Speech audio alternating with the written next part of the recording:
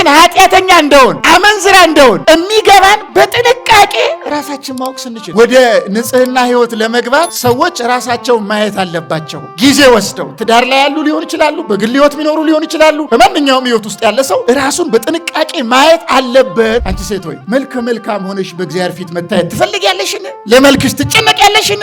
እንዲያ መሆን የምትፈልጊ ከሆነ ውጫዊ አካልሽ ላይ የምታባክኙን ጊዜ አቁሚና ውስጣዊ ማንነትሽ ላይ ጊዜሽን አባክኝ። ውጭሽን ቀለም በመቀባት አታሳምሪ። ከዚያ ይልቅ ነፍስሽን የትህትና ቀለም ብትቀቢ ይሻልሻል። ውስጥሽ በፍቅር ከተሞላ የሚያደንቁሽ ምድራውያን ወንዶች አይደሉም፣ የእግዚአብሔር መላእክት አንቺ ቆንጆ ብለው ያደንቁሻል። ቄሱ እኮ ያመነዝራል፣ ቄሱ እኮ ይሰርቃል፣ ቄሱ እኮ ይሳደባል፣ ቄሱ እኮ እንደዚያ ይሰክራል፣ ቄሱ እንዲህ ያደርጋል። እንዴት እኔ እሱ ጋር ሄጄ ንስሐ እገባለሁ? አሁን እሱ ጋር ንስሐ ብገባ እግዚአብሔር ይቅር ይለኛል የሚሉ ሰዎችን እንደዚህ ይላል። ስለ አንተ ድህነት ሲል በኃጢአተኛው ቄስ ይሰራል ይላል። የቄሶችን ኃጢአት እንድትቆጣጠር የሾመህስ አንተን ማን ነው? የቄሶችን ኃጢአት መቆጣጠር የምትጀምር ከሆነ ራስን ካህን ማድረግ ትጀምራለህ። ይልቁኑ መለስ ብለህ የራስህ ኃጢአት ተቆጣጣሪ ብትሆን ይሻልሃል። ለቄሱ ያልተገባ ነገር ሲያደርግ ብታየው ጸልይለት። አንቺ ሴት ሆይ በእግዚአብሔር ፊት ጸሎት ለማቅረብ ስትመጪ ወርቅሽን አንጠልጥለሽ አትምጪ። ጌጥሽን ያደረግሽ እንደሆነ መሬት ላይ ተደፍተሽ ራስሽን ንቀሽ መጸለይ አትችይም። እግዚአብሔር የሚዘበትበት አምላክ አይደለምና የተገላለጠ ልብስ አትልበሺ። አካልሽን ሸፍኝ። በፍርሃት ሆነሽ ቅዱስ ጳውሎስ እንደተናገረው በጥንቃቄ ቆሚ። አይ መጽሐፍ ላነብ እፈልግ ነበረ፣ ገለጥ ሳረገው እንቅልፌ ይመጣል። መጾም እፈልግ ነበረ፣ እንደዚህ ሰው እንደዚህ ያደርገኛል። መጸለይ እፈልግ ነበረ፣ እንደዚህ ቤተክርስቲያን መምጣት ፈልግ፣ ንስሐ መግባት እፈልግ ነበረ፣ እንደዚህ ሳረግ እንደዚህ ሚል ነገር የሚያነሱ ሰዎች ምን ይላቸዋል? ከሰይጣን ይልቅ ራስን ፍራ። የሆነን መልካም ነገር እንዳታደርግ የሚከለክል ሰይጣን እንደሆነ አታስብ። መጀመሪያ የምትከለክለው ራስነ። የመጀመሪያው ከሰይጣን በላይ ያንተ ጠላት አንተ ነህ ይላል። አንተ በራስህ ጠላት ካልሆንክ ሰይጣን በአንተ ላይ ጠላት መሆን አይችልም። እኛ በራሳችን ነው ራሳችን ላይ ጠላት የሆነው። አሁን እናንተ የንስሐ አባቶች አሏችሁ። የሚያስፈልጋቸውን ነገር ሳይጠይቁ መስጠት የንስሐ ልጆች ያን ማድረግ ግዴታቸው ነው። በነገራችን ላይ ካህን አባታቸውን መንከባከብ፣ በምድር ላይ መጠበቅ ግዴታቸው ነው። ቄስ ትግሬ የሚባል ቄስ የለም፣ ኦሮሞ የሚባል ቄስ የለም፣ ለእኛም የለም። እሱ ለቄስ ሲሆን ደግሞ የበለጠ ነው፣ እጥፍ ነው። የለም ቄስ እንደ ገብርኤል ነው፣ እንደ ሚካኤል ነው። በምድር ላይ የራሱ ሀብት ሁሉ እንዲኖር አይፈቀድም ነበር። ያው ቁጥራቸው የካህናት ከሰማይ መላእክት ጋር ነው የሚቆጠሩት፣ ራሱ ከሰው ጋር አይቆጠሩ። ካህን ልክ እንደ ገብርኤል እንደ ሚካኤል ሰውን የሚያየው በአጠቃላይ ያለምንም ዘር ያለምንም አድሎ ነው ካህን ማየት የሚገባው።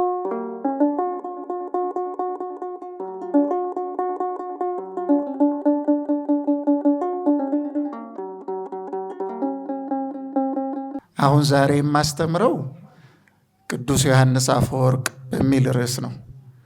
ዛሬ የቅዱስ ዮሐንስ አፈወርቅ የተባለ ታላቅ የቁስጥንጥንያ ሊቀ ጳጳስ ፓትርያርክ የነበረ አባት ያረፈበት ዕለት ስለሆነ የዚህን ታላቅ አባት ስም እንደሚገባኝ ከሆነ በተደጋጋሚ ጊዜ ሊቃውንት መምህራን ሲያስተምሩ የቅዱሳት መጻሕፍት ጥቅሶችን ጠቅሰው የጥቅሶቹ መልእክት ምንድን ነው የሚለውን ሲያብራሩ ብዙ መምህራን በዚህ ዘመን ዮሐንስ አፈወርቅ የተባለ ሊቅ እንዲህ ብሎ እንደተረጎመ፣ እንዲህ ብሎ እንዳስተማረ፣ እንዲህ ብሎ እንደተናገረ ብሎ የማይጠቅስ ሊቅ ወይም መምህር ያለ አይመስለኝም።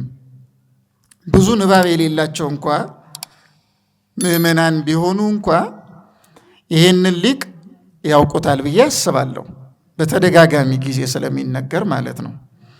እና አንዳንድ ጊዜ ደግሞ እንደምታውቁት በሕይወታችን ብዙ ችግሮች ሲገጥሙን የገጠሙንን ችግሮች ማየት የሚገባንን አካል ባለማየታችን ምክንያት በችግሮቻችንም ክብደት የተነሳ ብዙ ተስፋ የምንቆርጥ የምንወዛገብ ሰዎችም እንኖራለን።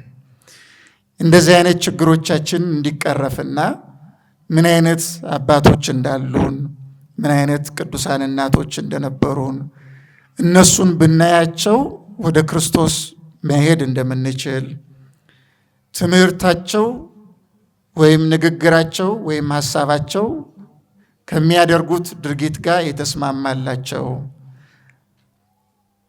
ዓለም በሙሉ በተግባራቸውም በትምህርታቸውም የተማረከላቸው እግዚአብሔር የከበረባቸው እግዚአብሔርን በምድር እያሉ ያሳዩ ቅዱሳንን ሕይወታቸውን የተወሰነም ቢሆን ማንሳት ያስፈልጋል። ይሄ ቅዱስ ዮሐንስ አፈወርቅ እስኪ መጀመሪያ ተናገሩት። ቅዱስ ዮሐንስ አፈወርቅ በሉ እስኪ ጮክ በሉ በደንብ። ማን አልኳችሁ? ዮሐንስ በሉ እስኪ በሉ። የኔም ስም ዮሐንስ ስለሆነ የኔን ስም እያስጠሯችሁ አይደለም። ቀጥሎ ምን አለው? አፈወርቅ ሚል እስኪ ዮሐንስ አፈወርቅ በሉ እስኪ። እናትና አባቱ የሰጡት ስም ዮሐንስ የሚል ነው። አፈወርቅ የሚለውን ኋላ ነው ያገኘው። ቅዱስ የሚለውን ደግሞ በቤተ ክርስቲያናችን ግሎሪፋይ ተደርጎ ትምህርቱ ሕይወቱ የተስተካከለለት ስለነበረ ቅዱስ ተብሎ እንዲከበር ቤተ ክርስቲያናችን ካኖናይዝ አድርጋ ቀኖና ሰርታ ቅዱስ መሆኑን ግሎሪፋይ አድርጋ ገልጻ እንድናከብረው እንድናመሰግነው የፈቀደችልን ቤተ ክርስቲያን ናት። እሱ የሚያገለግለው በቤተ ክርስቲያን ውስጥ ነው። ስለዚህ ቅዱስ የሚለው በምድር ላይ ያለ ካደረገው ተጋድሎ፣ ካስተማረው ትምህርት፣ ከጽንዓቱ የተነሳ የተሰጠው ስያሜ ነው።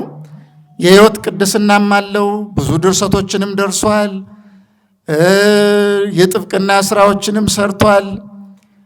ብዙ መናፍቃን በቤተ ክርስቲያን ላይ ለሚያነሱት ጥያቄ መልስ መልሷል። ይህ አባት ከዚህ የተነሳ ቅዱስ የሚል ስያሜ በቤተ ክርስቲያን ተሰጥቶታል። ቅዱስ ዮሐንስ አፈወርቅን ስናስብ ወደኋላ ሄደን እንግዲህ የተወለደው በ347 ዓመተ ምህረት ነው። ይሄ ማለት የዛሬ 1653 ዓመት ማለት ነው። እና ያን የተወለደ ታላቅ አባት ነው ቅዱስ ዮሐንስ አፈወርቅ። ይህ አባት የተወለደው በጣም ደገኛ ከሆኑ እግዚአብሔርን ከሚፈሩ ለእግዚአብሔር ቃል ከሚገዙ ጥሩ ሕይወት ከነበራቸው እናትና አባት ነው። አባትየው የጦር መኮንን ነው። ሴኮንዱስ ይባላል እና ሕይወቱ በጣም የተመሰከረለት ጥሩ ሰው ነው። ግን ደግሞ ያገባት ሴትም በጣም ጥሩ ሴት ናት። ስሟ በእኛ አትናስያ ብለዋታል። በእኛ ስንክሳር ዛሬ ቅዱስ ዮሐንስ አፈወርቅ በዓሉ ሲከበር የእናቱ ስም አትናስያ ተብሏል። ግን ያው በተወለደበት ሀገር በሚታወቀው አጠራር አንቱሲያ ወይም አንጹሲያ ይባላል፣ ወይም አንቱስ ዛ እያሉ ይጠሩታል። ትርጉሙ አበባ ማለት ነው። እስኪ በሉት አንቱዛ በሉ እስኪ በሉት። ደገኛ እናት ስለሆነች ልጅ ሴት ሲኖራችሁ ስም ትሰጧታላችሁ። አንቱዛ ስለማይታወቅ እናንተ አበበች፣ ከበበች ምናምን የሚለውን ስም ብቻ አተያዙ። አንቱዛ በጣም ድንቅ ስም ነው። ትርጓሜው አበባ ማለት ነው። እና ይቺ የቅዱስ ዮሐንስ አፈወርቅ እናቱ ናት። ባሏ 20 ዓመት ሞልቷት እያለ ነው ያረፈው። እና 2 ልጆች ነው የነበራት። አንዱ ዮሐንስ አፈወርቅ የተባለ ወንድ ልጅ ነው። የእሱ ታላቅ ደግሞ ሴት ልጅ አለች፣ የቅዱስ ዮሐንስ አፈወርቅ ታላቅ። እና ይቺ እናት ብዙዎቹ የቤተ ክርስቲያን ታሪክ ጻፊዎች እንደሚናገሩት እሷ በነበረችበት ጊዜ የነበሩበት አካባቢ አንጾኪያ ይባላል። አንጾኪያ በሶሪያ ውስጥ ያለ ከተማ ነውና በዛ ነው የነበረችው ይቺ እናት። በዛን ጊዜ እሷ በነበረችበት ጊዜ ብዙዎቹ አሕዛባውያን ነበሩ በእምነታቸው። ክርስቲያኖች ቁጥራቸው በጣም ጥቂት እንደነበረ ይነገራል። አንዳንድ የታሪክ ጸሐፊዎች እንደሚናገሩት ቅዱስ ዮሐንስ አፈወርቅ በነበረበት ጊዜ በአንጾኪያ የነበሩ ክርስቲያኖች ወደ 100,000 ምናምን የሚያክሉ ናቸው። ብዙዎቹ ግን አሕዛብ ነው የነበሩት እና በዛ ዘመን በጣም ታላቅ የንግግር ሪቶሪክ የሚባል ትምህርት አለ። ስነ ልሳናት ሊንጉስቲክ ምንለው አለ። እነዚህን የተማረ በጣም አስተዋይ ጠቢብ የሆነ ሉቢያኖስ የተባለ አሕዛባዊ ሰው ነበረ። ልብ በሉ። ሰውየው አሕዛባዊ ነው። በጣም ብዙ ቋንቋ ያውቃል። የንግግር ጥበብ ተምሯል። ታላቅ ሰው ነው እና ቅዱስ ዮሐንስ አፈወርቅ በ347 ዓመተ ምህረት ከእናቱ ከአንቱሳ ከተወለደ በኋላ የእናቱ ሕይወት ቅድስና ቅድም የነገርኳችሁ የአሕዛብ ሊቅ የሆነው ሊቢያኖስ የሚባለው ሰው ጋር ይሰማል። እናቲቱ ከሕይወቷ ቅድስና የተነሳ በጣም አስገራሚው ነገር ኦርቶዶክሶች ብቻ አይደለም፣ እግዚአብሔር የለም ብለው የሚያምኑ አሕዛብ እንኳ ወይም ጣዖት የሚያመልኩ አሕዛብ እንኳን በሕይወቷ ቅድስና ይደነቁባት ነበር። ትሕትናዋ፣ እርጋታዋ፣ ስርዓቷ፣ ለሰው ያላት አክብሮት፣ አነጋገሯ በጣም ቆጠብ ያለች ረጋ ያለች፣ ከሰው ጋር መጣላት መጨቃጨቅ ማትወድ፣ የእግዚአብሔርን ቃል ጥንቅቅ አድርጋ የተማረች፣ የተማረችውን ቃል በአይምሯ ብቻ የያዘች ሳትሆን የምትኖር፣ አለባበሷን፣ አነጋገሯን፣ አካሄዷን፣ ሕይወቷን ሲያዩ በእርሷ ላይ እግዚአብሔር ይታይ ነበረ ብለው ይናገራሉ። በቀጥታ እግዚአብሔር በመጽሐፍ ተጽፎ ከምናነበው የበለጠ እርሷን ስናያት በእርሷ ሰው በእርሷ ሕይወት ላይ በእርሷ አካል ላይ እግዚአብሔር ቁልጭ ብሎ ብርት ብሎ ይታይ ነበረ ብለው ይናገራሉ። እና ይሄ አሕዛባዊው ሉቢያኖስ የተባለው ፈላስፋ ሊቅ የዚችን ሴት ሕይወት በሰማ ጊዜ በጣም ይደነቃል። ሲያያት ሰዎች እንደነገሩት እጅግ በጣም መልከ መልካም፣ ንግግሯ ረጋ ያለ፣ ጠባዋ እጅግ በጣም የሚጣፍጥ ሆኖ ሲያገኝ አቤት የክርስቲያን ሴቶች ውበታቸው፣ ንጽህናቸው፣ ቅድስናቸው፣ ጥንቃቄያቸው፣ ለአምላካቸው ያላቸው ተቀንዮ ብሎ ያደንቃት ነበረ። እና ይቺ ሴት ናት እንግዲህ ቅዱስ ዮሐንስ አፈወርቅን ከወለደች በኋላ ጡቷን ማጥባት ብቻ አይደለም የእግዚአብሔርን ቃል እንዲያውቅ አድርጋ አሳድገዋለች። ለቅዱስ ዮሐንስ አፈወርቅ የቅድስና ሕይወት መነሻዋ ይቺ ሴት ነበረች። ብዙ ጊዜ በነገራችን ላይ ንጹሐን ሴቶች ለታላላቅ ልጆቻቸው ትልቅ አስተዋጽኦ አላቸው። ለታላላቅ ልጆች በተለይ ልጅ በጣም ጥሩ ሆኖ የሚያድገው ከአባት በበለጠ እናት የተስተካከለች ስትሆን ነው። እናት ልጅን በማሳደግ ሂደት ከአባት የበለጠ ድርሻ ነው ያላት፣ ትልቅ ከፍተኛ ድርሻ ነው ያላት። አሁን ብዙ ቅዱሳንን መጥቀስ ይቻላል። ብዙዎቹ ቅዱሳን ለትልቅ ብቃት የደረሱት በሴቶች ነው። ይሄ ለማጋነን ወይም ለሌላ አይደለም። ሴቶች ትልቅ ድርሻ አላቸው። ራሳቸውን አውቀው ስርዓታቸውን ጠብቀው የእግዚአብሔርን ቃል ተረድተው በፍልስፍና በዓለማዊነት ምናምን ሳይሆን በእግዚአብሔር ፈቃድ በእግዚአብሔር ሐሳብ የሚኖሩ ከሆነ እንደ ሴት ለዋጭ የለም። ሴት ከተበላሸች ደግሞ የማይበላሽ ነገር የለም። እንደምታውቁት ሀገርም ይበላሻል፣ ሁሉ ነገር ነው የሚበላሸው። ኑሮም ራሱ ይወደዳል። አሁን ኑሮ ያስወደድ ነው እኛን እንደሞ ብላችሁ ችግር እንዳትፈጥሩ ማለት ነው። ሴት በጣም ጠቃሚና አስፈላጊ ናት። ሴት የማታሸንፈው ነገር የለም። ምን ይላል በእኛ አንጋረ ፈላስፋ የተባለ መጽሐፍ የሴቶችን ኃይል ሲናገር እንደዚህ ይላል። ለምሳሌ ብረት ጽኑ ነው፣ እሳት ያሸንፈዋል። እሳትም ብርቱ ነው፣ ውሃ ያሸንፈዋል። ውሃም ብርቱ ነው፣ ደመና ይሸከመዋል። ምክንያቱም ታውቃላችሁ ውሃ በምድር ላይ ያለው ውሃ ወደ ላይ ፀሐይ ሲመታው ኢቫፖሬት እያደረገ እየተነነ ይሄዳል። እየተነነ ወደ ላይ እየሄደ ሲሄድ መጨረሻ ላይ ኮንደንሴሽን የሚባል ነገር አለ። በዛ በሰማይ ላይ ከፍ ብሎ ውሃውን ደመናው ይሸከመዋል። በኋላ ያ ኮንደንስድ የሆነው ውሃ ነው በዝናብ መልክ አሁን እንደምናየው የሚመጣው ወደ ምድር እና ውሃን ደመና ይሸከመዋል። ደመና ኃያል ነው። ደመናን ደግሞ ንፋስ ይበትነዋል። ኃይለኛ ንፋስ የመጣ እንደሆነ ደመናን ይበትነዋል። ነፋስ ደግሞ ብርቱ ነው። ብርቱ የሆነውን ነፋስ ደግሞ ታውቃላችሁ መሬት ይከለክለዋል። ወይም ግድግዳ የሆነ ነፋስ ወደሆነ ቤት እንዳይገባ ይከለክለዋል። ስለዚህ ደመናን መሬት ይገድበዋል። መሬትም ጽኑ ነው። የአዳም ልጆች መሬትን ያሸንፋሉ። ለምን? በምድር ላይ እግዚአብሔር እኛን ስላሰለጠነን ምድርን እንደፈለገ አድርገን ልንጠቀም እንችላለንና የአዳም ልጆች ምድርን ያሸንፋሉ አለ። የአዳም ልጆች ደግሞ ብርቱዎች ናቸው፣ ጠቢባን ናቸው። የአዳም ልጆች የተባሉ ሰዎችን ደግሞ ሐዘን ያሸንፋቸዋል። እስኪ ተናገሩ፣ ሰዎችን ምን ያሸንፋቸዋል? ሐዘን ያሸንፋቸዋል። ይቀጥልና ሐዘን ጽኑ ነው። በጣም በአደገኛ ሐዘን ላይ ደግሞ ያለን ሰው ጠጅ ያሸንፈዋል ይላል። ስካር ያሸንፈዋል ማለት ነው። የሰከረ እንደሆነ የተጫነበትን ሐዘን በአጠቃላይ ጭልጥ አድርጎ ይረሳዋል ነው። ይሄ ደግሞ ሐዘን ያለባቸው ሰዎች ስከሩ፣ መፍትሄው ከሐዘን ለመለቀቅ ስካር ነው እያለ እንዳልሆነ ይገባቸዋል መቼስ። ይሄ ያሸንፈዋል ይልና ጠጅ ብርቱ ነው። ስካርን ደግሞ ምን ያሸንፈዋል ስንል እንቅልፍ ያሸንፈዋል። የሰከረ ሰው በእንቅልፍ ተሸንፎ ነው የሚያድረው። ትላንት የሆነበትን ሁኔታ በእንቅልፍ ምክንያት ድል ተደርጎ ይረሳዋል።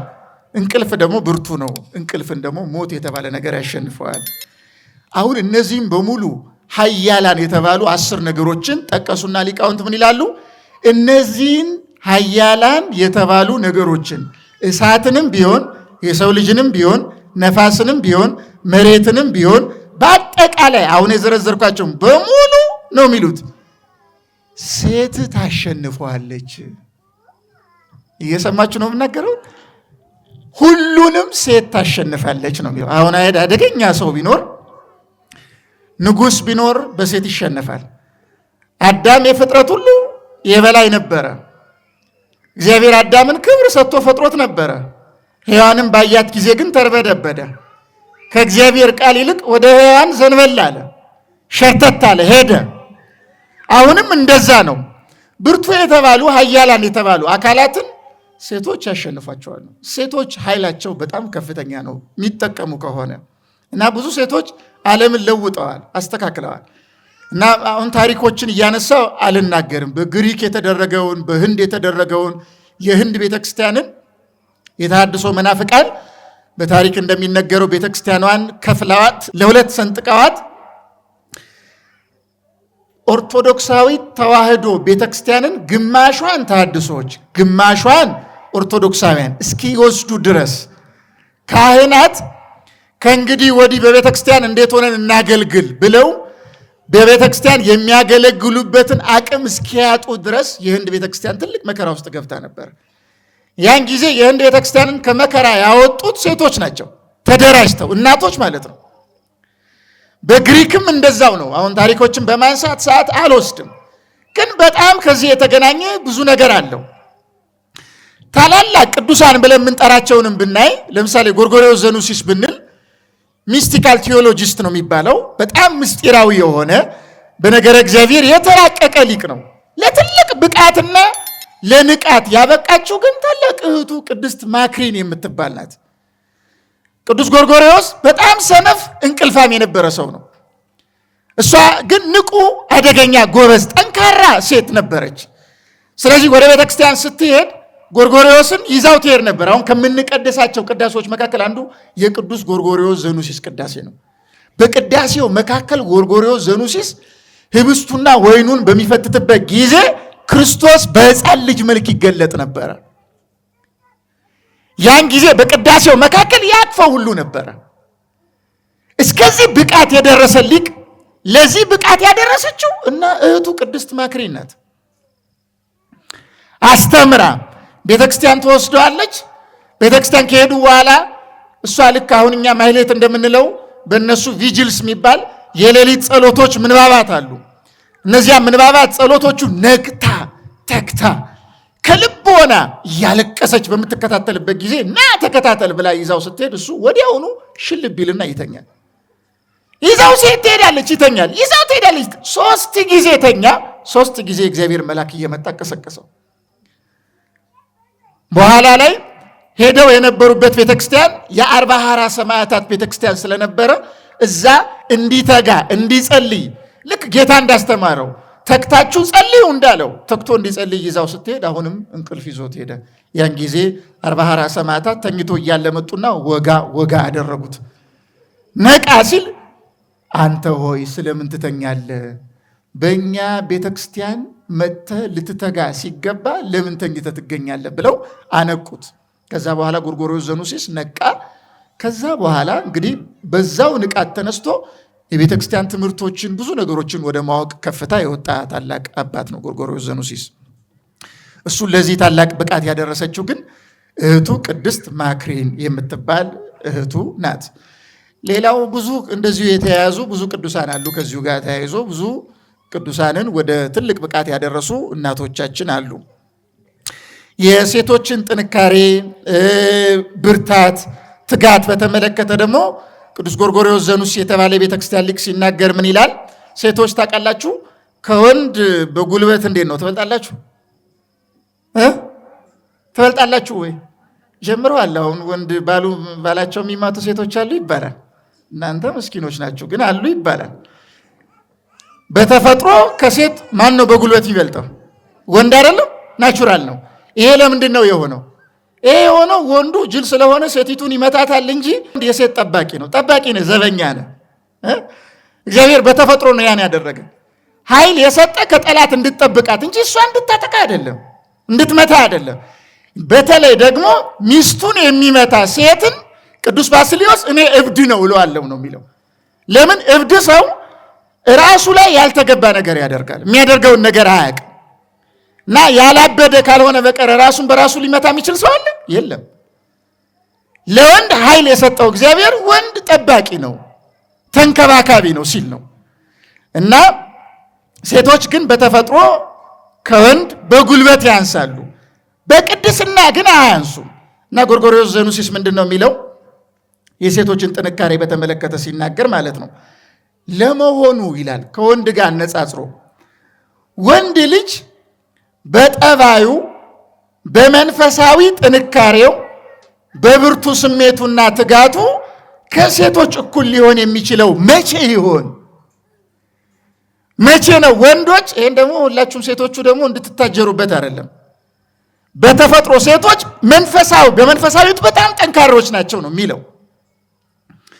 እና ወንዶች ወይ በጠባያችሁ በመንፈሳዊ ጥንካሬያችሁ በብርታታችሁ በትጋታችሁ ከሴቶች ጋር እኩል የምትሆኑት መቼ ነው ይልና በጸሎት ጊዜ በእንባ እየታጠቡ በመጸለይና ያቀዱትን ተግባር ጊዜ ሳይሰጡ በመፈጸም የሚመስሏቸውስ መቼ ነው ይላል።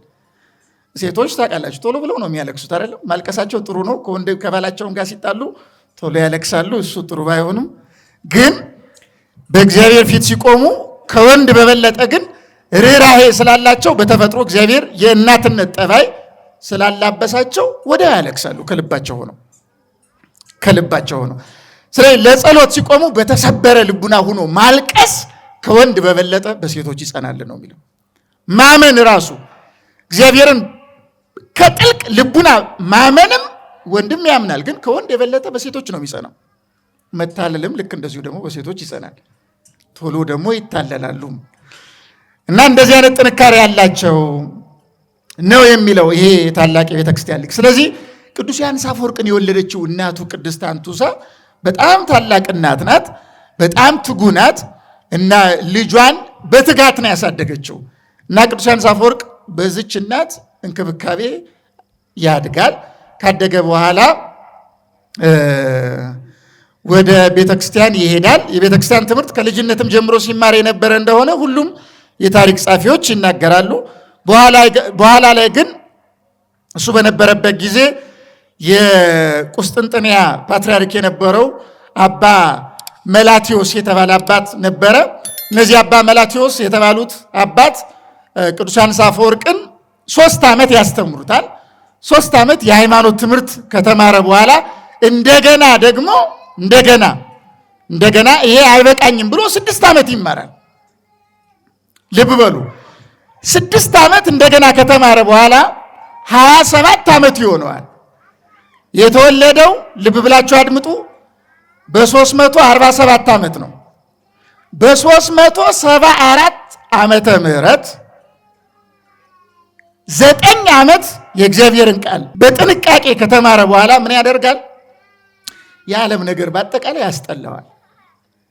ገዳማዊ ሕይወት ስለተማረ የተማረው ትምህርት በጣም ከልቡ ጋር እየተገናኘ እየጣመ ይመጣዋል። ከዛ በኋላ ገዳም መግባት አለብኝ ይልና ገዳም ይገባል። ገዳም ገብቶ የትህርምት ሕይወት ይጀምራል።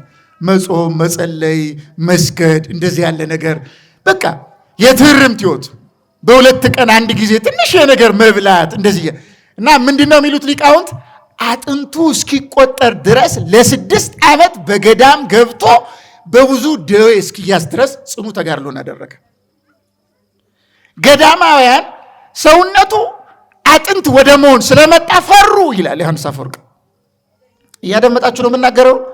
ከዛ በኋላ ምን አሉ? እባክህን ትንሽ ወጣ በልና ደግሞ ትንሽዬ ረጋ ብለ እንደው ለቁመተ ስጋ እንዲሆን አንዳች ነገር አድርግ፣ ከዚህ ውጣ፣ ትንሽ ከተጋድሎ አረፍ በል አሉት። ዮሐንስ አፈወርቅ ግን ይህ ፍላጎት አልነበረውም ወጣ ማለት። ከዛ ልክ እሱ ወጣ አለ። ከዛ በኋላ ዲቁናን ቅድም ያስተማሩት አባት በ381 ዓመተ ምህረት ዲቁና እንዲቀበል አደረጉት። በ34 ዓመቱ ነው ዲቁና የተቀበለው። ከዛ በኋላ በየአዳራሹ በቤተ ክርስቲያን አካባቢ ባሉ አዳራሾች በአውደ ምህረቶች እየዞረ ከ600 የበለጡ መልእክታትን አስተማረ። ልብ በሉ፣ በጣም ብዙ አስገራሚ ትምህርቶችን አስተማረ። የታሪክ መጻሕፍት እንደሚናገሩት ከሆነ በሚያስተምርበት ጊዜ ሰዎች አሁን እኔ ለምሳሌ አርሰናል ትናንትና አሸነፈ ብለው ኢትዮጵያውያን ደስ ብሏቸዋል። እንኳን ደስ ያላችሁ ልበላችሁ እና በጣም ደስ ይላል አይደል? ኳስ የሚወድ ሰው ኳስ ባያልቅ ይላል። በተለይ የሚደግፈው ቡድን ጎል እያገባ ከሆነ ይጓጓል፣ ይጥመዋል፣ ይንጠለጠላል ልቡናው። ልክ የሆነ ሰው እኮ አሳምቶ ነካ ያደረገ እንደሆነ ይጮሃል፣ ያስፈነጥዘዋል፣ ያስጮኸዋል ምናምን ራሱን እስኪስት ድረስ ብዙ ነገር ያስደርገዋል። እና ይሄ ለኳስ ያለንን ጣዕም ያለንን ፍቅር የሚያመለክት ነው። ይሄ ችግር ነው አይደለም የሚለው ዛሬ አላነሳም።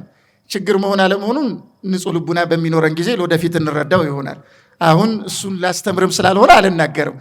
ልክ አንድ ሰው የሆነን ነገር ሲወድ ያን ነገር እየጣመው እንደሚያደርገው እየጓጓ እንደሚያደርገው ባያልቅ ቢደጋገም ብሎ ደጋግሞ ያንን ነገር መስማት እንደሚፈልገው ጣዕም እጅግ በጣም ቅዱስ ዮሐንስ አፈወርቅ የሚያስተምረው ትምህርት በምን ምግብ ልመስልላችሁ?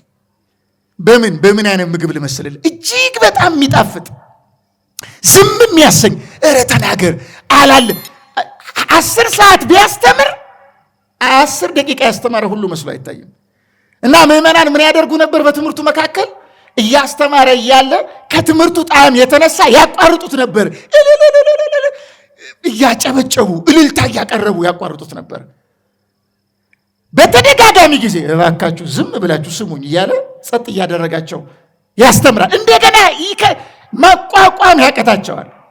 የትምህርቱ ጣዕም ልባቸውን ያሸንፋቸውና አሁንም ያመሰግናሉ፣ አሁንም ያደንቃሉ። እንደዚህ እያደረጉት ነበር ቅዱስ ዮሐንስ አፈወርቅ ሲሰብክ የነበረው።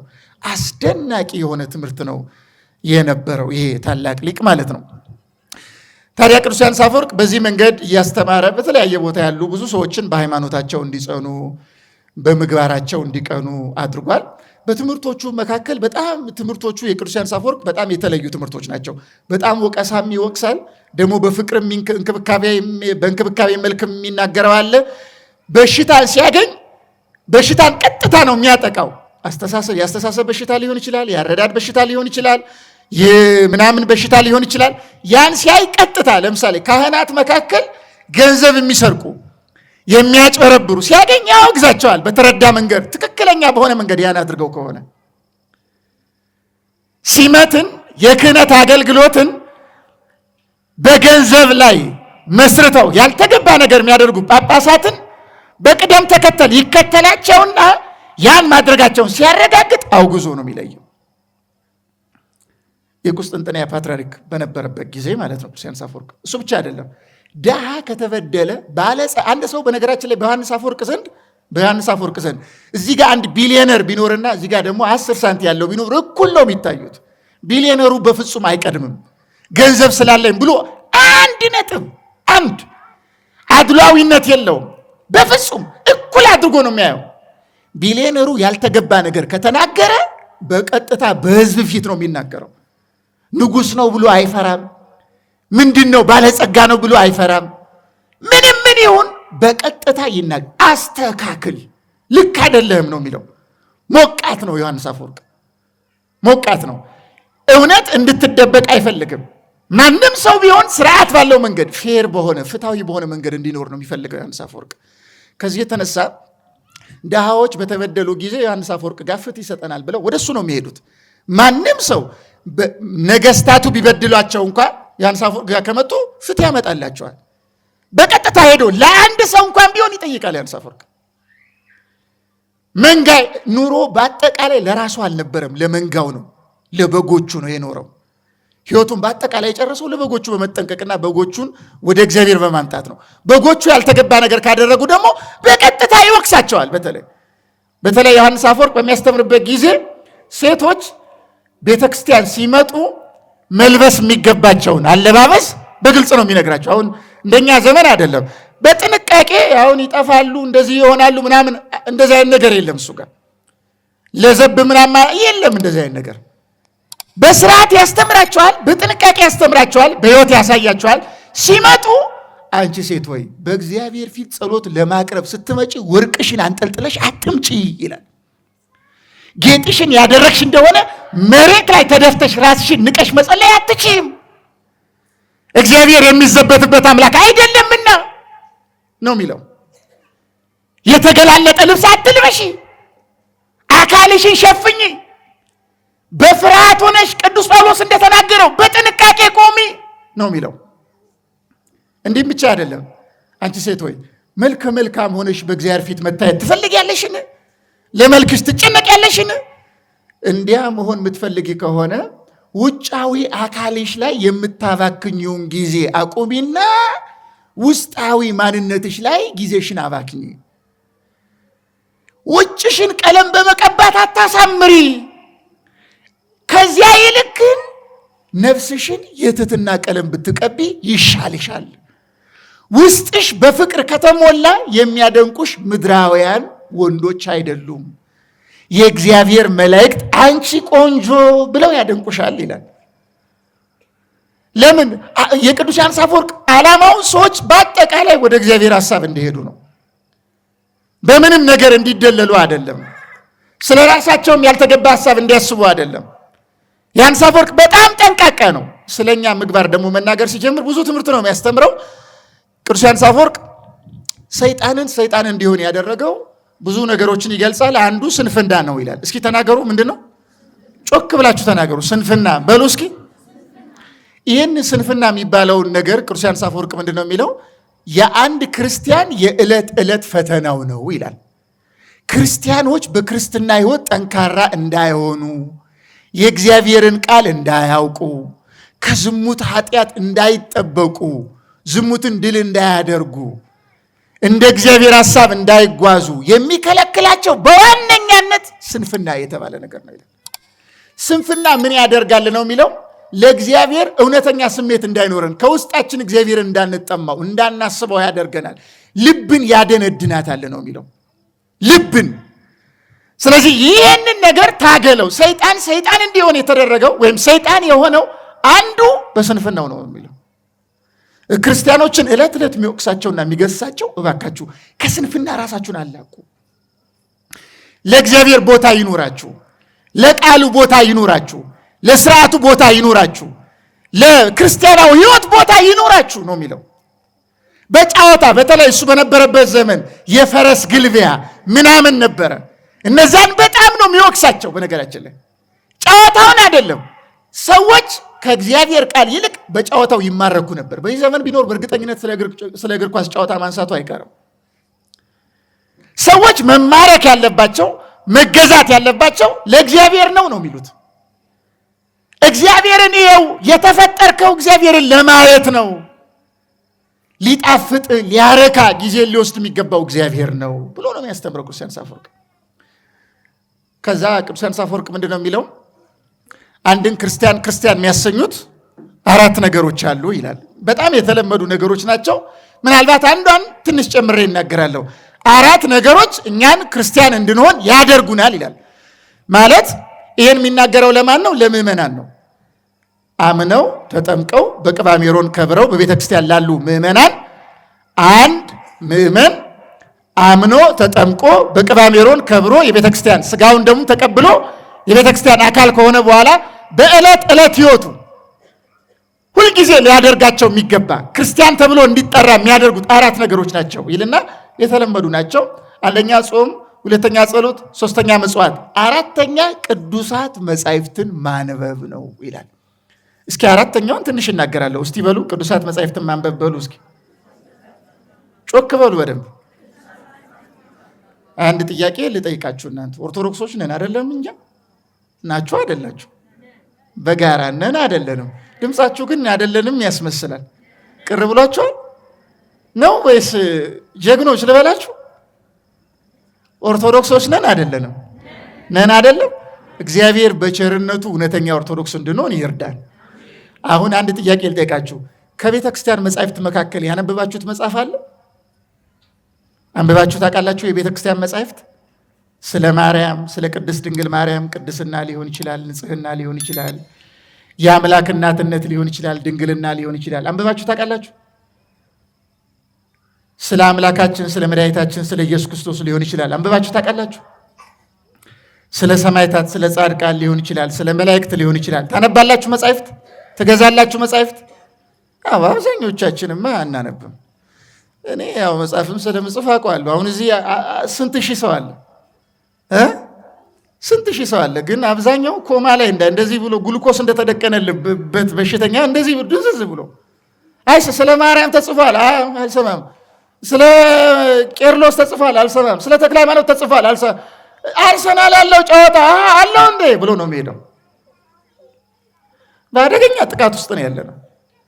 ቅዱሳት መጻሕፍትን የማያነብ ሰው ክርስቲያን ተብሎ ሊጠራ አይገባውም ይላል ዮሐንስ አፈወርቅ። ይቀጥልና የሚናገረው ልንገራችሁ። መጻሕፍትን አታነብምን? እንግዲያስ በእግዚአብሔር ፊት ቆመ እግዚአብሔርን ስማኝ አትበለው። ለምን? እግዚአብሔር እንዲሰማ የምትፈልግ ከሆነ እርሱ በመጻሕፍት ስማኝ ሲል ልትሰማው ይገባል። መጻሕፍት የሚናገሩት የእሱን ሐሳብ ነውና፣ መጻሕፍትን የማታነብ ከሆነ የእሱን ሐሳብ አትሰማውምና፣ እርሱን የማትሰማው ከሆነ እርሱ አንተ እንዲሰማ እንዴት ትጠይቀዋለህ? ከዛ ደግሞ እንደዚህ ይላል። እኔ እኮ ማላነበው ሚስት ስላለኝ ነው፣ 5-6 ልጅ ስላለኝ ነው፣ ስራዬ ቢዚ ስለሚያደርግ ነኝ፣ እንደዚህ ደግሞ አይኔ እንደዚህ ስለሆነ ነው፣ እግሬን ቆረጥ እንደዚህ ይደረድራቸዋል። ምክንያቶችን ይደረድርና እነዚህ ምክንያቶች ስላሉብህ ነው ማታነበው ይልና ደግሞ እንደዚህ ይላል። ለምሳሌ ጥያቄ ይጠይቃቸዋል። ብዙ መድኃኒት የሚያስፈልገው ብዙ በሽታ ያለበት ነው ወይስ ጥቂት በሽታ ያለበት ነው? እስኪ ንገሩኝ። አረ ግን ድምጻችሁ በጣም ቀንሷል። ብዙ በሽታ ያለበት ነው አይደለም? ቅዱሳት መጻሕፍት ማለት የመዳን ሳጥኖች ናቸው ይላል። እየሰማችሁ ነው አይደለም? የመዳን ሳጥኖች ናቸው። ቅዱሳት መጻሕፍትን ልታነብ የሚገባው ቄሱ ነው ሊያነብ የሚገባው ትል ይሆናል። ቆሞሱ ነው ልትል ይችል። ቆሞሱ ነው አንተ ነህ የበለጠ በሽተኛ ብሎ ይጠይቃል። አንተ ከሆንክ የበለጠ በሽተኛው ከቆሞሱ የበለጠ ልታነብ የሚገባው አንተ ነህ ይላል። እየሰማችሁ ነው አይደለም? ከዛ በኋላ ቅዱሳት መጻሕፍትን ላለማንበብ የሚቀርቡ ምክንያቶች በአጠቃላይ ቅዱሳት መጻሕፍትን ካለማንበብ የበለጠ ኃጢአቶች ናቸው ይላል። ሰው ላለማንበብ ምክንያት ማቅረብ የለበትም። እውር እንኳ ቢሆን ማሰማት ማስነበብ አለበት ነው የሚለው።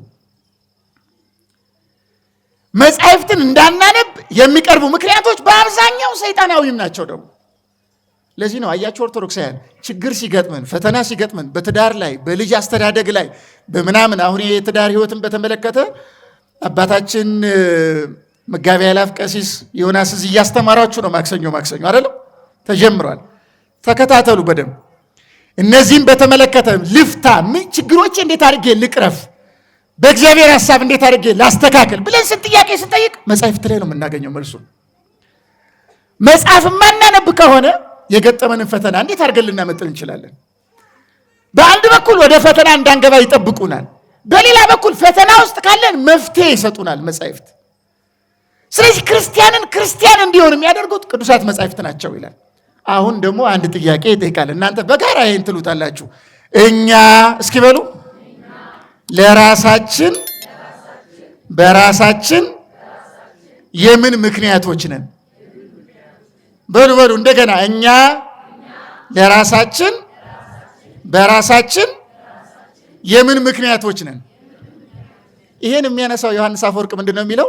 አይ መጽሐፍ ላነብ ፈልግ ነበረ፣ ገለጥ ሳረገው እንቅልፌ ይመጣል። መጾም ፈልግ ነበረ፣ እንደዚህ ሰው እንደዚህ ያደርገኛል። መጸለይ ፈልግ ነበረ፣ እንደዚህ ቤተክርስቲያን መምጣት ፈልግ፣ ንስሐ መግባት ፈልግ ነበረ፣ እንደዚህ ሳረግ እንደዚህ በቃ እንደዚህ ያደክመኛል ምናምን ሚል ነገር የሚያነሱ ሰዎች ምን ይላቸዋል? ከሰይጣን ይልቅ ራስን ፍራ ብሎ ይጀምራል። እየሰማችሁ ነው? ከሰይጣን ይልቅ ራስን ፍራ።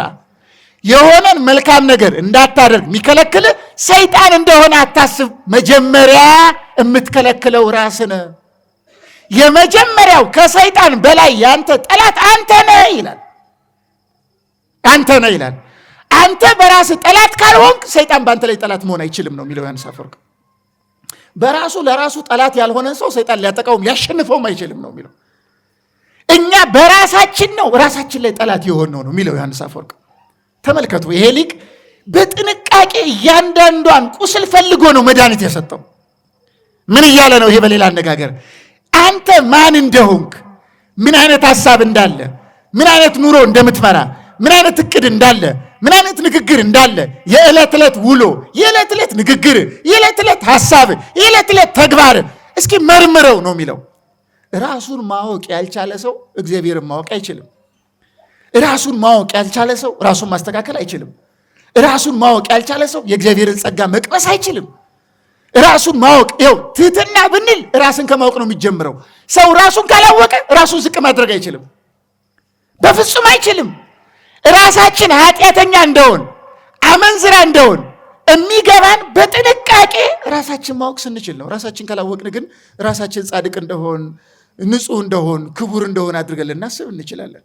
ስለዚህ ቅዱስ ዮሐንስ አፈወርቅ ወደ ንጽህና ሕይወት ለመግባት ሰዎች ራሳቸውን ማየት አለባቸው። ጊዜ ወስደው ትዳር ላይ ያሉ ሊሆን ይችላሉ፣ በግል ሕይወት የሚኖሩ ሊሆን ይችላሉ። በማንኛውም ሕይወት ውስጥ ያለ ሰው ራሱን በጥንቃቄ ማየት አለበት ነው የሚለው ቅዱስ ዮሐንስ አፈወርቅ። ይሄ ሊቁ ቅዱስ ዮሐንስ አፈወርቅ ሰዎች በክርስትና ሕይወታቸው እንዴት ባለ መንገድ መኖር እንዳለባቸው ሲያስረዳ አጽንኦት ሰጥቶ የሚያነሳው ነገር ነው። ቀጥሎ የሚያነሳው ልብ በሉ እስኪ ምስጋና በሉ እስኪ በሉ እግዚአብሔር እኛን የፈጠረን ለምንድን ነው? እንድናመሰግነው ነው አይደለም? ይህን ደግሞ ሲያብራራ ምን ይላል መሰላችሁ? ምስጋና ማለት በአንደበት የሚቀርብ ግጥሙ የተስተካከለ ቃል፣ የቃል መስዋዕት ብቻ ማለት አይደለም ይላል። ሲያብራራ ምን ይላል መሰላችሁ? ዳዊት በመዝሙር ሰማያት ይነግራ ስብሐተ እግዚአብሔር የሚላለ ሰማያት የእግዚአብሔርን ክብር ይናገራሉ። እስኪ ተናገሩ፣ ሰማያት የማንን ክብር ይናገራሉ? እና ሊቁ እንዲህ ብሎ ይጠይቃል። ለመሆኑ ሰማያት አንደበት አላቸውን? ቋንቋስ አላቸውን? እና ሰማያት የእግዚአብሔርን ክብር የሚናገሩት በምንድን ነው ብሎ ይጠይቅና ሲመልስ እንደዚህ ይላል። ሰማያት የእግዚአብሔርን ክብር የሚናገሩት በእነሱ ላይ በተሳለው ስዕል ነው። ይኸውም ማለት ደሃውም፣ አጭሩም፣ ረጅሙም፣ ባለጸጋውም የትኛውም ሰው ቀና ብሎ ሰማይ ሲያይ ቀን ቀን ፀሐይ ወጥታ ያያል፣ ሌሊት ደግሞ ጨረቃ ከዋክብት ሲፈራረቁ በሰማይ ላይ ያያቸዋል። በሰማይ ላይ ከሚወጡት ከፀሐይ፣ ከጨረቃ፣ ከከዋክብት የተነሳ እነዚህን የሚያፈራርቃቸው ኢንቴሊጀንት ዲዛይነር የሆነ ልክ አንድ ህንፃ ሲታይ አሁን ይህን ቤተክርስቲያን ስናየው ይህ ህንፃን አንድ ሰው ሲያይ ሰሪውን ያስባል። የሚያምር ህንፃ ያየ እንደሆነ የዚህ ህንፃ ዲዛይነር እንዴት ያማረ ነው፣ አይምሮ እንዴት አድርጎ ነው የሰራው፣ ዲዛይኑ ደስ አይልም? ድምፅ የሚሰማ ሰው ደርዳሪውን ያስባል አይደለም? ደርዳሪውን ያስባል። ምክንያቱም በገና በራሱ ሊጮህ አይችልም። ልክ እንደዚህ ነው የሚለው ዮሐንስ አፈወርቅ። ሰማያት በተሳለባቸው ስዕል ሰዎች አትኩረው ሲመለከቷቸው እግዚአብሔርን ያሳያሉ። እግዚአብሔር የከበረ ነው። ፀሐይን ቀን የሚያወጣ፣ ጨረቃን ሌሊት የሚያወጣ፣ በቃ ወቅቶችን የሚያፈራርቅ እርሱ እግዚአብሔር የከበረ ነው። ፀሐይን የሚያወጣው ለእኛ ጥቅም ነው። ጨረቃን የሚያወጣው ለእኛ ጥቅም ነው። እርሱ እንደፈቀደ ብቻ ነው እነዚህ የሚፈራረቁት። ይህን እንዲያደረገ እግዚአብሔር የከበረ ነው ብሎ በሰማይ ላይ የተሳሉትን ስዕሎች በማየት እግዚአብሔርን ያመሰግናል። ቅዱስ ዮሐንስ አፈወርቅ ይህን ያነሳና እንደዚህ ይላል። አንተ ሰው ሆይ ትክክለኛው ሰማይ ምን እንደሆነ ልንገር ስማ ይልና ሰማይ ሌላ አይደለም፣ ሰማይ የተባለው ያንተ የክርስትና ሰውነት ነው ይላል። እስኪ የክርስትና ሰውነት በሉ እስኪ። እሱ ነው ሰማይ የተባለው። በዚህኛው ሰማይ የሚወጣውን ፀሐይ ደመና ይጋርደዋል። ደመና የወጣ እንደሆነ ፀሐይ ይጋረዳል አይደለም? የፀሐይ ግርዶሽ የሚባል ነገር አለ። አንተ ግን እግዚአብሔር ለተባለ ፀሐይ ሰማይ እንድትሆን ነው እግዚአብሔር የፈለገ። ራስህን ሰማይ ካደረክ እግዚአብሔር የተባለ ፀሐይ በአንተ ይወጣል። በዚህ ሰማይ ፀሐይ ሲወጣ በምድር ላይ ያሉ አሕዛብም አማኙም ሁሉ ከፀሐዩ ከሚወጣው ብርሃን የተነሳ አይኖቻቸው አጥርቶ ማየት ይችልላቸዋል። ልክ እንዲሁ አንተ ሰማይ ከሆንክ በአንተ ሰማይ ላይ ፀሐይ ክርስቶስ ይወጣል። ከዛ የተነሳ አሕዛብም የትኛውም ቤተ እምነት ላይ ያለ ሰው አንተን ሲመለከት በአንተ ላይ እግዚአብሔር ሲያበራ፣ እግዚአብሔር ሲገለጥ፣ እግዚአብሔር ሲመሰገን፣ እግዚአብሔር ታምራት ሲያደርግ፣ መንክር እግዚአብሔር በላይ ለቅዱሳን እንደተባለ እግዚአብሔር በቅዱሳን ድንቅ ነው እንደተባለ እግዚአብሔር ሲመሰገን በአንተ ሰውነት ያያል። በአንተ ሰውነት ያለውን እግዚአብሔርን አይቶ ወደ እግዚአብሔር ይመጣል። ምስጋና ማለት ይሄ ነው ይላል። ምስጋና ማለት በተግባራዊ ሕይወት እግዚአብሔርን ማሳየት ነው። እስኪ ተናገሩ፣ በተግባራዊ ሕይወት እስኪ በሉ፣ በደንብ ጮክ በሉ። በተግባራዊ ሕይወት እግዚአብሔርን ማሳየት ምስጋና እሱ ነው። በአንደበት የምናቀርባት ምስጋና ተቀባይነት የምናገኘው ከተግባራዊ ሕይወታችን ጋር የተገናኘች እንደሆነ፣ ልባችን ከምንናገረው ጋር ካልተስማማልን እግዚአብሔር አይቀበለንም። ወቁ። ዮሐንስ አፈወርቅ የተባለው አንደበቱ ወርቃማ ቃል፣ ጣዕም ያለው ቃል፣ የሚለውጥ ቃል፣ ንስሐ የሚያስገባ ቃል፣ ለእውነት እንዲተጋ የሚያደርግ ቃል፣ ኃጢአትን እንዲጠላ እግዚአብሔርን እንዲወድ የሚያደርግ እጅግ ጣዕም ያለው ቃል ዮሐንስ አፈወርቅ ይናገር የነበረው ውስጡ ከንግግሩ ጋር የተስማማለት ታላቅ ሐዋርያ ስለነበረ ነው። እና ኦርቶዶክሳውያን ክርስቲያኖች ምስጋና እሱ ነው። ሰማያት የእግዚአብሔርን ክብር ይናገራሉ እንደተባለ ክርስቲያኖች በንግግራቸው፣ በሕይወታቸው፣ በእቅዳቸው፣ በተግባራዊ አኗኗራቸው እግዚአብሔርን ያሳያሉ ማለት ነው የሚለው ዮሐንስ አፈወርቅ። ትክክለኛ ምስጋና ብሎ የሚተረጉመው ይህንን ቃል ነው ዮሐንስ አፈወርቅ። ስለዚህ ኦርቶዶክሳውያን ክርስቲያኖች ዮሐንስ አፈወርቅ ማለት የክርስትና ሕይወት ዘንባባ፣ የክርስትና ሕይወት ምሰሶ ነው።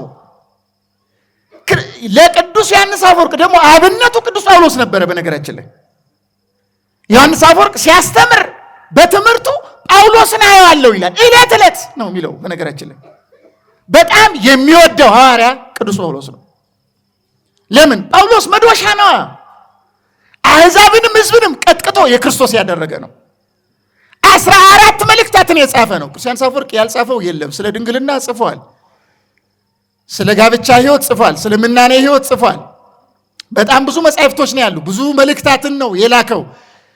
በግዞት እንኳ አግዘውት በግዞት በነበረበት ጊዜ እንኳን ቅዱስ ዮሐንስ አፈወርቅ በግዞት በነበረበት ጊዜ እዛ ተግዞ በመከራ በረሃብ ውስጥ ሆኖ ለምዕመናን መልእክት ይልክላቸው ነበር። አይዟችሁ እያለ በረሃብ ብሆን ብሰደድ ሊገሉኝ ቢያባርሩኝ እናንተ ግን ልትጸኑ ይገባችኋል እያለ መልእክት ይልክ ነበር ቅዱስ ዮሐንስ አፈወርቅ። አንድ ጊዜ እንደሚነገረው በእኛ ቤተክርስቲያን ትውፊት በመድረክ እንደዚህ በአውደ ምሕረት እያስተማረ እያለ ኦርኬስትራዋን አስከፍታ በዚያ ዘመን የነበረችው ንግሥት በጣም አመፀኛ ስለነበረች ቅዱስ ዮሐንስ አፈወርቅ ደግሞ በቀጥታ ያልተገባ ነገር በማድረጓ ምክንያት በአውደ ምሕረት ነው የገሰጻት እና ልታስገድለው ትፈልግ ነበር ዮሐንስ አፈወርቅ። ታዲያ ዮሐንስ አፈወርቅ እንደዚህ በአውደ ምሕረት እያስተማረ እያለ ምን አደረገች? ሴት የዘፈን ኦርኬስትራ ከሱ ሀጊያ ሶፊያ ከምትባለው ቤተክርስቲያን ፊት ለፊት ላይ አስከፍታ ድምፅ በጣም ጮክ አድርጋ ምዕመናን እንዲረበሹ የዮሐንስ አፈወርቅን ትምህርት ትተው በዘፈን ተማርከው ከዚህ ከቤተክርስቲያን ወጥተው እንዲሄዱ የሚያደርግ ነገር አደረገች። ያን ጊዜ ምን ተደረገ? በዚህ አካባቢ የነበሩ ምዕመናን የዘፈኑን ድምፅ ሰምተው የቅዱስ ዮሐንስ አፈወርቅን ትምህርት ትተው ወደ ዘፈኑ ቦታ ከቤተክርስቲያን እየወጡ መሄድ ጀመሩ። እየሰማችሁ ነው የምናገረው? እና ተመልከቱ። ይህም በሚያደርጉበት ጊዜ በጣም የሚያስገርም አሁን እዚህ የእግዚአብሔርን ቃል እየተናገርኩ ነው። አሁን እናንተ ግር ብላችሁ እዚሁ እየተናገርኩ እያለ ይሄ ሁሉ ሰው ወጥቶ እንደው ፊት ለፊት ያለችው አንድ ሴት ብቻ ቁጭ ብትልና ሁላችሁም በአንድ ላይ ተነስታችሁ ብትሄዱ ቀጥዬ ማስተምር ይመስላችኋል? አደርጋለሁ እንደዛ የሚያደርግ ሰው ይኖር ይሆን? ምን ተፈጥሮ ነው የሚለው? አረ ምን ተፈጥሮ መልሷቸው ነው? ዱላም ይኖር ይችላል ግቡ እንጂ እንደ ነው የሚባለው እንዴ። ቅዱስ ዮሐንስ አፈወርቅ በሚያስተምርበት ጊዜ ሁሉም በዚያ ዘፈን ተማርከው ወጥተው ሄዱ። ወጥተው ሲሄዱ አንድ ሴት ቀረች። እየሰማችሁ ነው? አንድ ጮክ ብሎ ያችን አንድ ነፍስ ያስተምራታል። ታዲያ ያልገባቸው ቄሶች ደግሞ እንደ ሰው አንሰማም ብለው ዘፈኑን መርጠው ትተውት ሄዱ። ምን ይንጫጫል? ምን ይጮሃል? ድምፁን አይቀንስም? ጠርቷት ቁጭ አድርጎ አያስተምርም አሉት። እና ቅዱስ ዮሐንስ አፈወርቅን ኋላ ትምህርቱን ጨርሶ ሲያቆም ለምን ትጮሃለህ? ሁሉ ትቶ ከሄደ ምን ልትሆን አሉት። እናንተ ሞኞች ያልገባችሁ፣ እኔ እሷን ሳስተምር እልፍ አእላፍ መላእክት ተሰብስበው ቁጭ ብለው እየሰሙ እያዩአቸው ነበረ። ለዛ ነው እነሱን አይቼ በጥንቃቄ የምናገረው አለ።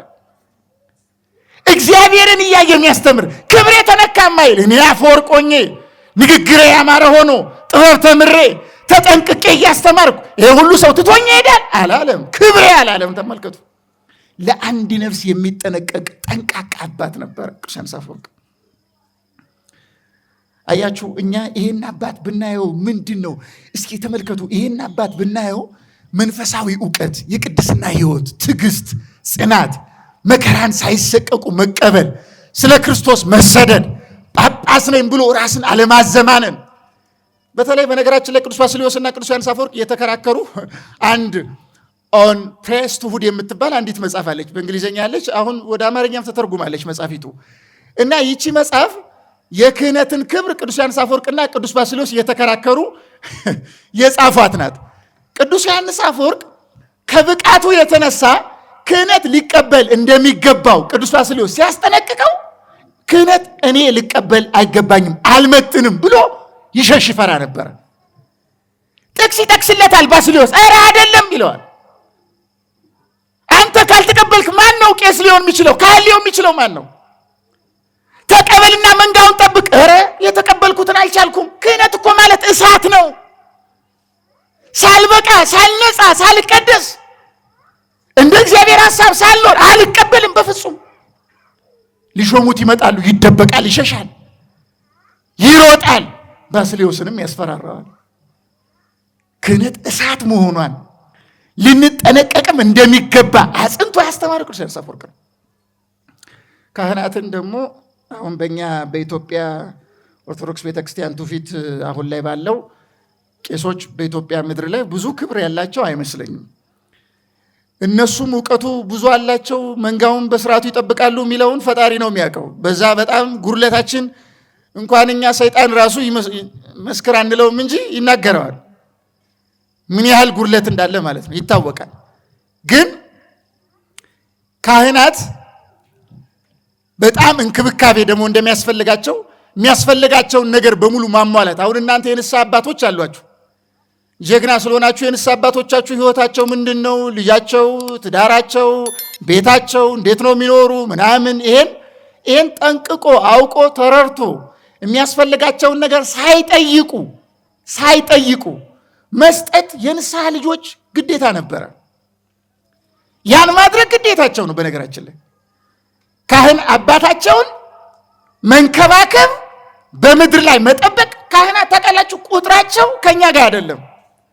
አግናጢዎስም ይህን ተናግሯል። በእርግጥ ቁጥራቸው የካህናት ከሰማይ መላእክት ጋር ነው የሚቆጠሩት፣ ራሱ ከሰው ጋር አይቆጠሩም።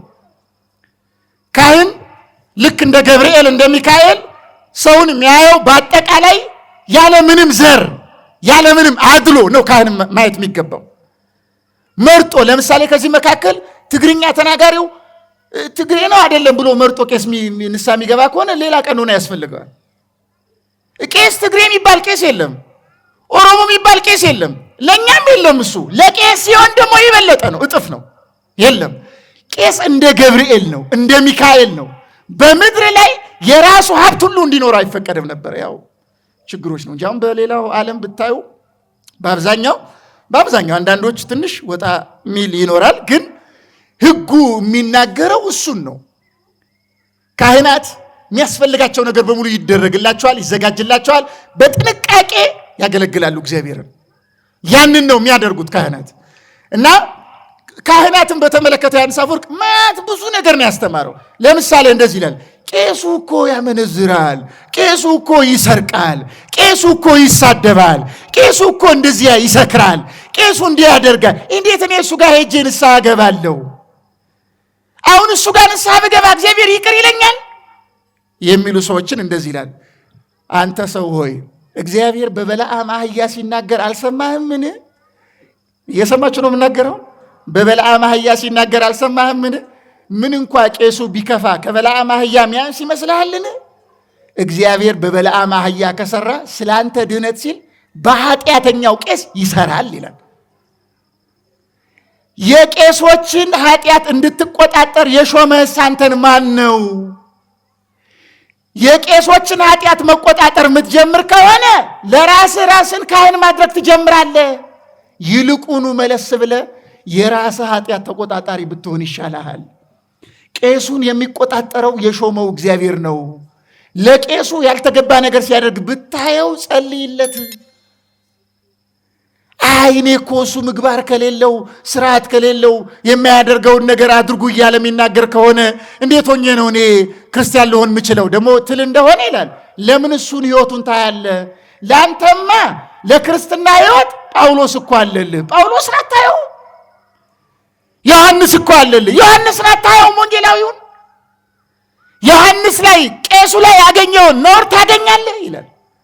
ጳውሎስ ላይ ቄሱ ላይ ያገኘውን ነውር ታገኛለህ። እንግዲህ ታዲያ ወደ እግዚአብሔር የሚወስድን ትተህ ለምንድን ነው ደካማ ነገር ማየት የምትወደው?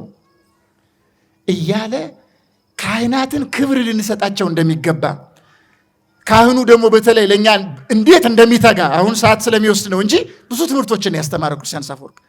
ስለዚህ ቅዱስ ዮሐንስ አፈወርቅ መጻሕፍቶቹን በጣም ብዙዎች ናቸው። ዶግማቲክ የሆኑ ትምህርቶቹ፣ ገዳማዊ የሆኑ ትምህርቶቹ፣ ስብከታዊ የሆኑ ትምህርቶቹ እጅግ በጣም አስገራሚዎች ናቸው እና ዛሬ የምናከብረው ይሄን ታላቅ በሁሉም በነገራችን ላይ የሚከበረው በምስራቅ በኦሪየንታል ቸርች በሚባሉት ብቻ አይደለም። በምስራቅ ኦርቶዶክሶች በዓለም ዮሐንስ አፈወርቅን ክርስቲያን ነኝ ብሎ የማያከብር የለም። የሚባለው የቤተ ክርስቲያን ዶክተር ኦፍ ዘ ቸርች ነው የሚባለው። የቤተ ክርስቲያን ዶክተር ሊቅ አፈወርቅ ሁሉ የተባለው ካረፈ በኋላ በእኛ ትውፊት የሚነገረው እንዳለ ሆኖ በነበረበትም ዘመን ሰዎች አፈወርቅ ነው ይሄ ብለው ተናግረዋል። በነበረበት ዘመን ራሱ በአውደ ምሕረት እያስተማረ በነገራችን ላይ ህዝቡ ነው የተናገረው። ህዝቡ ነው ይሄ አፈወርቅ ነው፣ አፈ እንቁ ነው፣ ከአፉ የሚወጣው ጠብ የሚል ነገር የለ፣ እያንዳንዷ ነገር ጣዕም ያላት ናት ብለው ንግግሩ በሙሉ የተስተካከለለት ሊቅ ስለነበረ ዛሬ ብዙዎቻችን እንደዚህ አይነት ታላላቅ ቅዱሳን አባቶቻችን በህይወታቸው በትምህርታቸው ብዙ ምስክርነትን አስቀምጠውልን ሂደው ሳለ እነሱን አናያቸው። እንደነሱ መኖር አንፈልግም፣ እንደነሱ መታገስ አንፈልግም፣ እንደነሱ ሃይማኖታችን ማወቅ አንፈልግም፣ እንደነሱ መቅናት፣ መጽናት፣ መቀደስ ይሄን እንደዚህ ማድረግ አንፈልግም፣ የነሱን ንቃት ገንዘብ ማድረግ አንፈልግም። በብዙ ምክንያቶች በብዙ መንገድ ተደብድበን ወድቀን ያለነው። ስለዚህ ኦርቶዶክሳውያን አይናችሁን ግለጡት፣ እነዚህን ቅዱሳን እዩዋቸው። በረከታቸው የምትፈልጉ ከሆነ ዮሐንስ አፈወርቅ ስላልን አይደለም፣ የአፈወርቅን ህይወት ትንሽዬም ቢሆን ለመኖር ጥረት እናድርግ። ንግግሩን፣ ልቡናውን፣ ተግባሩን፣ ለንጽህና ያለውን ጥንቃቄ፣ ለእምነት ያለውን ጥንቃቄ፣ ለድንግልና ያለውን ጥንቃቄ፣ ለትዳር ያለውን አቤት ስለ ትዳርማ ያስተምሯቸዋል። ማክሰኞ በምትማሩት ትምህርት አጉልቶ መነኮስ ነው፣ ገዳማዊ ነው፣ አላገባም፣ እንደው አግብቶ ያለ ነው የሚመስለው። በነገራችን ላይ ዮሐንስ አፈወርቅ ስለ ጋብቻ የጻፋቸውን መጻሕፍት ብታነቡ እርግጠኛ ሆኜ ነው የምናገረው፣ ባሎች ከሚስቶቻችሁ ጋር በፍጹም አትጣሉም። ሚስትም ከባሏ ጋር፣ በተለይ ዮሐንስ አፈወርቅን ያነበበች ሴት ከባሏ ጋር በስርዓት ነው የምትኖረው። በምንም መንገድ ልጅም ቢሆን በጤና ነው የሚያድገው። ዮሐንስ አፈወርቅ ልጅን አንገት ይለዋል፣ እዚህ ባልን ጭንቅላት ይለዋል። ሚስትን ከአንገት በታች ያለ አካል ይልና በቃ ባል ሚስት ልጅን አንድ አካል አድርጎ ያገናኛቸዋል። ከዛ በኋላ አንገት ልጅ ከሆነ ልጅን በጥንቃቄ ካላሳደግከው የልጅ መመረዝ አንተ ባል ሆይ አንተንም የምትወዳት ሚስትንም ይመርዛል ነው የሚለው። ልጅ ከእግዚአብሔር የተሰጠ መክሊት ነው። በእንክብካቤ ከልጅነት ጀምሮ በጥንቃቄ የእግዚአብሔርን ቃል እያስተማራችሁ አሳድጉ ነው የሚለው።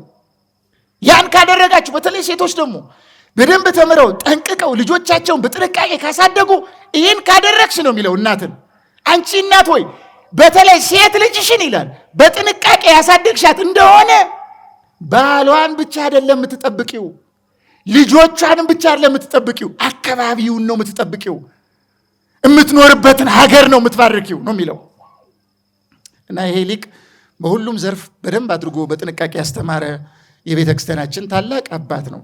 ስለዚህ ኦርቶዶክሳውያን አሁን ይሄን የተማርን እዚህ የሰማን በአጠቃላይ የራሳችንም ሕይወት በማየት የሊቁንም ትምህርት በመመርመር የዚህ ሊቅ ትምህርቶች የተጻፉባቸው መጻሕፍቶችንም ገበያ ላይ ሞልቶላቸዋል። የቅዱስ ዮሐንስ አፈወርቅ ትርጓሜያት አሉ። የወንጌል ትርጓሜ፣ የዮሐንስ ወንጌል ትርጓሜ። አሁን እዚህ ገንዘብ ያላችሁ በሙሉ ሳትሰስቱ ለመግዛት ሞክሩ እስቲ። የዮሐንስ ወንጌል ማብራሪያ 2 ቅጽ መጽሐፍ አለ ገበያ ላይ። የቅዱስ ጳውሎስ መልእክታት 14ቱንም መልእክታት ተርጉሟቸዋል። ከ14ቱ መልእክታት መካከል ወደ አማርኛ ወደ 6 አካባቢው እንደዚህ ተተርጉሟል። የጢሞቴዎስ መልእክት ምዕራፍ 1ኛውም 2ኛውም ተተርጉሟል። የፊልጵስዩስ መልእክትም ተተርጉሟል። የገላትያ መልእክትም ተተርጉሟል ወደ አማርኛ ማለት ነው። እና ገበያ ላይ ሂዱና ቅዱስ ዮሐንስ አፈወርቅ ያስተማራቸው መጻሕፍቶች እያላችሁ ፈልጉ፣ አግኙ፣ አንብቡ፣ ሊቁን በደንብ ወቁ። ሕይወታችሁን በሊቁ ትምህርት መሰረት ላይ ለማጽናት ሞክሩ። ያን ጊዜ ትዳራችሁ ይስተካከላል፣ ስራችሁ ይስተካከላል፣ ሕይወታችሁ ሰላማዊ ይሆንላችኋል፣ ሁሉ ነገር ይቀናላችኋል። አምላካችን እግዚአብሔር በቸርነቱና በምሕረቱ የዚህን ታላቅ በረከት ለሁላችን ይክፈለን። ያስተማረን የመከረን የአባቶቻችን አምላክ ሁሉ እግዚአብሔር ስሙ የተመሰገነ ይሁን። ቅዱስ ዮሐንስ አፈወርቅ የሰማነውን ትምህርት በልቡናችን እንዲጸናልን ከእግዚአብሔር ከአምላካችን ዘንድ በምልጃው ይቆምልን። ወስብሐት ለእግዚአብሔር።